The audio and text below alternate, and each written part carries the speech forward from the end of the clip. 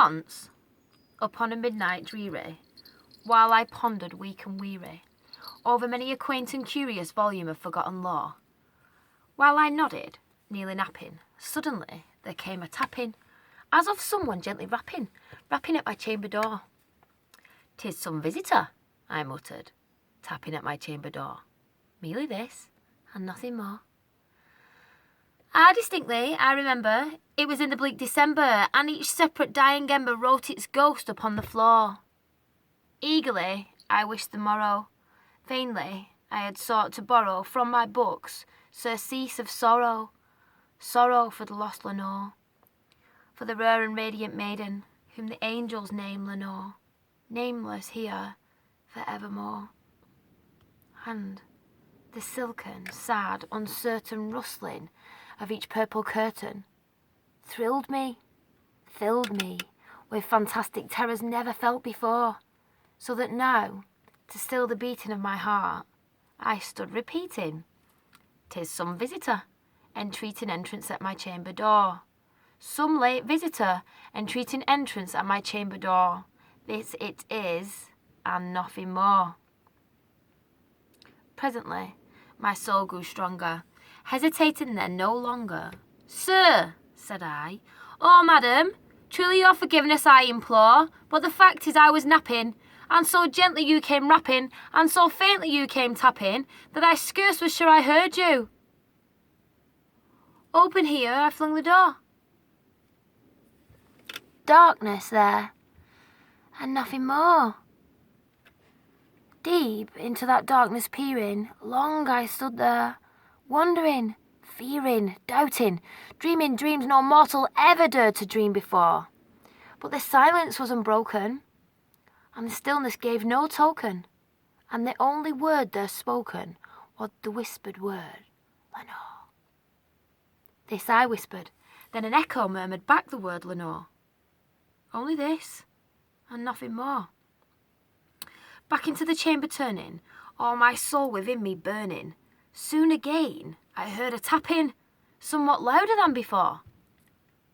"Surely," said I, "surely that is something at my window lattice. Let me see then what the threat is, and this mystery explore. Let my heart be still a moment, and this mystery explore. 'Tis the wind, and nothing more." Open here I flung the shutter. Then, with many a flirt and flutter, in there stepped a stately raven of the stately days of yore, not the least obeisance made he, not a minute stopped or stayed he, but with mine of lord or lady, perched above my chamber door. Perched and sat upon a placid bust of Pallas just above my chamber door. Perched and sat, and nothing more. Then this ebony bird, beguiling my sad fancy into smiling by the grave and stern decorum of the countenance it bore. "Though thy crest be shorn and shaven, thou," I said, "art sure no craven, ghast the grim and ancient raven wandering on the nightly shore, tell me what thy lordly name is on this night's plutonium shore." Quoth the raven, "Nevermore."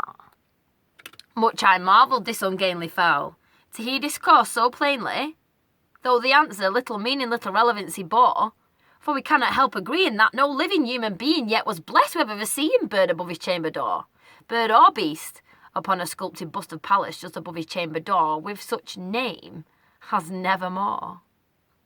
But the raven, sitting lonely on that placid bust, spoke only that one word, as if his soul in that one word he did outpour. Nothing further than he uttered, not a feather then he fluttered, till I scarcely more than muttered, "Other friends have flown before, on the morrow he will leave me, as my hopes have flown before." Then the bird said, "Nevermore." Startled by the stillness broken by reply so aptly spoken, "Doubtless," said I, "what it utters is its only stock and store, caught by some unhappy master, who, unmerciful disaster, followed fast and followed faster, till his songs one burden bore, till the dirges of his hopes that melancholy burden bore of nevermore." But the raven, still beguiling my sad fancy into smiling, straight I wheeled a cushioned seat in front of bird and bust and door. Then, upon the velvet sinking, I betook myself to linking fancy unto fancy, thinking what this omnious bird of yore, what this ghastly, grim, ungainly, gone, omnious bird of yore meant in croaking nevermore. This I sat engaged in guessing, but no syllable expressing to the fowl whose fiery eyes now burned into my bosom's core. This and more I sat divining, with my head at ease reclining on the cushion's velvet lining with the lamplight gloating o'er. But whose velvet violet lining, with the lamplight gloating o'er, she shall press, ah, nevermore. Then, methought, the air grew denser, perfumed from an unseen censer, swung by seraphim, whose footfalls tinkled on the tufted floor. "Rich!" I cried, "thy God hath lent thee, by these angels he hath sent thee, respite, respite, and nepenthe from thy memories of Lenore. Quaff this kind nepenthe, and forget this lost Lenore." Quoth the raven, "Nevermore."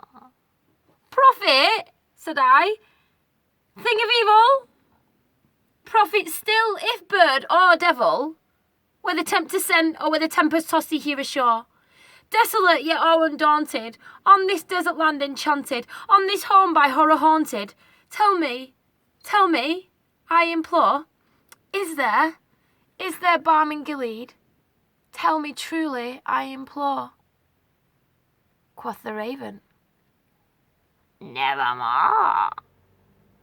"Prophet," said I, "thing of evil, prophet still if bird or devil, by that heaven that bends above us, by that God we both adore, tell this soul with sorrow laden, if within the distant Aidenn it shall clasp a sainted maiden whom the angels name Lenore, clasp a rare and radiant maiden whom the angels name Lenore." Quoth the raven, "Nevermore." "Be that word our sign of parting, bird or friend," I shrieked up starting, "get thee back into the tempest and the night's plutonium shore. Leave no black plume as a token of that lie thy soul hath spoken. Leave my loneliness unbroken. Quit the bust above my door. Take thy beak from out my heart and take thy form from off my door." Quoth the raven, "Nevermore." And the raven still is sitting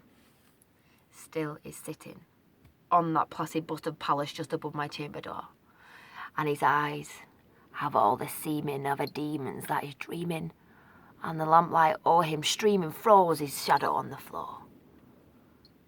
And my soul, from out that shadow that lies floating on the floor, shall be lifted nevermore.